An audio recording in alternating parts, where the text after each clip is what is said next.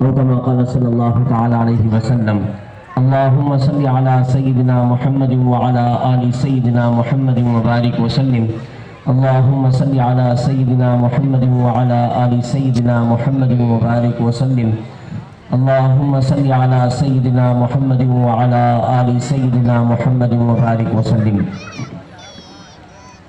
قابل صد احترام، قابل صد تکریم و تعظیم، قابل صد عزت بزرگان محترم، عزیزان گرامی، معزز و مکرم و محترم سامعین کرام، بھائیوں، دوستوں، بزرگوں اور ساتھیوں،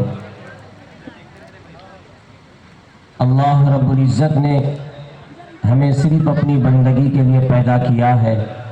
ہم اللہ رب العزت کی بندگی کے لیے پیدا ہوئے ہیں۔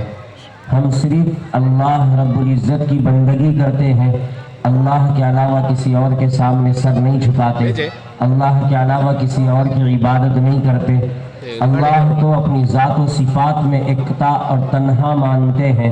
کسی کو ہم اللہ کی ذات میں اور اللہ کی صفات میں شریک نہیں کرتے، اس کو توحید کہتے ہیں۔ یہ توحید ہے کہ اللہ اپنی ذات میں بھی یکتا ہے، اللہ اپنی صفات میں بھی یکتا ہے۔ اللہ جیسا کوئی نہیں، اللہ جیسی صفات والا کوئی نہیں، اللہ ہر اعتبار سے یکتا ہے۔ کوئی اللہ کے مثل نہیں، کوئی اللہ کے برابر نہیں، کوئی اللہ کا شریک نہیں، کوئی اللہ کا پارٹنر نہیں، کوئی اللہ کا مشیر نہیں، کوئی اللہ کا وزیر نہیں۔ اللہ تنے تنہا پوری کائنات کو سنبھالے ہوئے ہیں، پوری کائنات کا نظام چلا رہے ہیں۔ اللہ کو کائنات کا نظام چلانے کے لیے نہ کسی انسان کی ضرورت ہے، نہ کسی جن کی ضرورت ہے، نہ کسی فرشتے کی ضرورت ہے۔ اللہ رب العزت تنے تنہا پورا نظام چلا رہے ہیں۔ وہ حی ہے، وہ قیوم ہے، وہ ہمیشہ سے ہے، وہ ہمیشہ رہیں گے۔ کوئی ان کا ساتھی اور شریک نہیں ہے۔ میرے بھائیوں، اس کو توحید کہتے ہیں۔ پھر اللہ رب العزت یہ پیغام بندوں کو سمجھانے کے لیے اللہ نے نبیوں کا سلسلہ شروع کیا، انبیاء کو دنیا میں بھیجا۔ نبیوں کا دنیا میں آنا، اللہ کا پیغام لے کے، اس کو رسالت کہا جاتا ہے۔ آدم علیہ السلام سے لے کے ہمارے نبی صلی اللہ تعالی علیہ وسلم تک، آخری نبی امام الانبیاء حضرت محمد مصطفیٰ صلی اللہ تعالی علیہ وسلم تک جتنے نبی دنیا میں آئے، سارے نبیوں کا جو مذہب ہے، سارے نبیوں کی جو شریعت ہے، اس شریعت کو اسلام کہا جاتا ہے۔ ہر نبی کے اپنے زمانے میں جو شریعت ہے، اس کو اسلام کہا جاتا ہے۔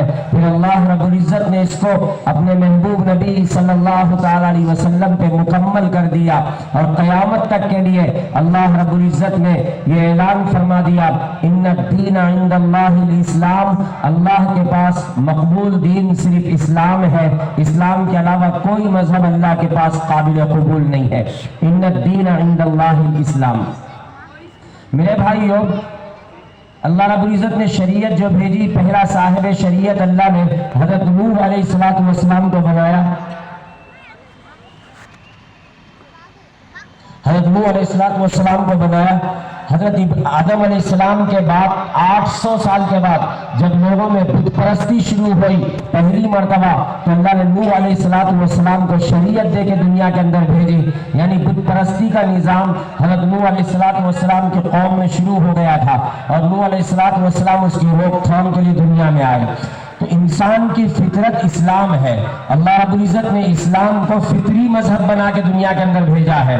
چنانچہ حدیث میں آتا ہے، اللہ کے رسول صلی اللہ علیہ وسلم ارشاد فرماتے ہیں کہ ہر بچہ فطرت اسلام پر پیدا ہوتا ہے، اس کے ماں باپ اس کو یہودی بنا لیتے ہیں، یا نصرانی بنا لیتے ہیں، یا مجوسی بنا لیتے ہیں۔ کل مولود یولد علی الفطرہ فابواہ یہودانہ او ینصرانہ او یمجسانہ۔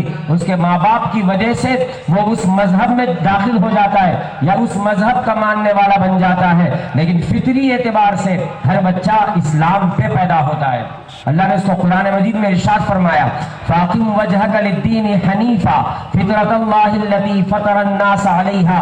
اللہ فرماتا ہے کہ سیدھے ہو جاؤ ایک اللہ کی طرف، فَأَقِمْ وَجْهَكَ لِلدِّينِ حَنِيفًا، دین کی طرف، شریعت کی طرف بالکل یکسو ہو کے سیدھے ہو جاؤ، اپنا منہ سیدھا کر کے چلو تم دین اسلام کی طرف۔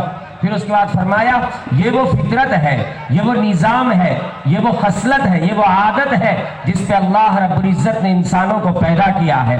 تو انسان کی فطرت میں اللہ رب العزت نے اسلام کو رکھا ہے۔ اسلام فطری مذہب ہے اور ہر نبی کے مذہب کو اسلام کہتے ہیں، لیکن جیسے جیسے دنیا آگے بڑھتے گئی ویسے ویسے شریعت کے اندر اضافہ ہوتا گیا۔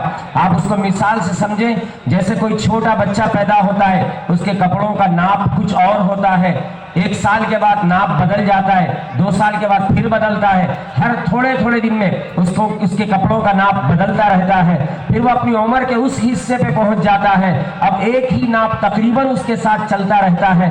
بالکل ایسے ہی جیسے جیسے انسانوں کو ضرورت پڑتی گئی اللہ نے شریعت بھیجنا شروع کی اور آخر میں شریعت کو مکمل کر دیا اپنے محبوب نبی صلی اللہ تعالی علیہ وسلم پہ۔ میرے بھائیو، اسلام فطری مذہب ہے، نیچرل جس کو کہتے ہیں، انسان کی نیچر کے ساتھ اسلام جڑا ہوا ہے۔ اللہ رب العزت نے ایسا بنا کے دنیا کے اندر بھیجا ہے۔ اب میرے بھائیوں، میرا اور آپ کا کام یہ ہے کہ ہم اخلاص کے ساتھ، استقامت کے ساتھ، مضبوطی کے ساتھ اس دین پہ چلیں۔ نبیوں نے ہمیں دنیا کی حقیقت بھی بتائی ہے، آخرت کی حقیقت بھی بتائی ہے۔ نبیوں نے ہمیں سمجھایا ہے کہ دنیا بے حقیقت چیز ہے، فانی چیز ہے، ختم ہونے والی چیز ہے، متاع الغرور ہے، دھوکے کا گھر ہے، مکڑی کا گھر فرمایا، مکڑی کا جالا، تار عنکبوت ہے، مکڑی کا جالا ہے۔ اور فرمایا کہ ان اوہن البیوت لبیت العنکبوت، دنیا کے تمام گھروں میں سب سے کمزور گھر مکڑی کا گھر ہوتا ہے، مکڑی کا جالا ہوتا ہے، اور دنیا کو مکڑی کے جالے سے اللہ نے تشبیہ دی ہے۔ فرمایا اللہ کی نظر میں اگر دنیا کی حیثیت مچھر کے پر کے برابر بھی ہوتی، اللہ رب العزت کافر کو پانی کا ایک گھونٹ نہیں دیتے اگر مچھر کے پر کے برابر بھی ہوتی۔ مچھر کے پر کے برابر بھی، بنانے والا خود اس کو کہتا ہے کہ مچھر کے پر کے برابر بھی نہیں ہے۔ آج ہم دنیا میں ہیں، دنیا کی لذتیں نظر آ رہی ہیں، دنیا کی مزے نظر آ رہے ہیں، ہم آخرت کو بھولے ہوئے ہیں۔ جب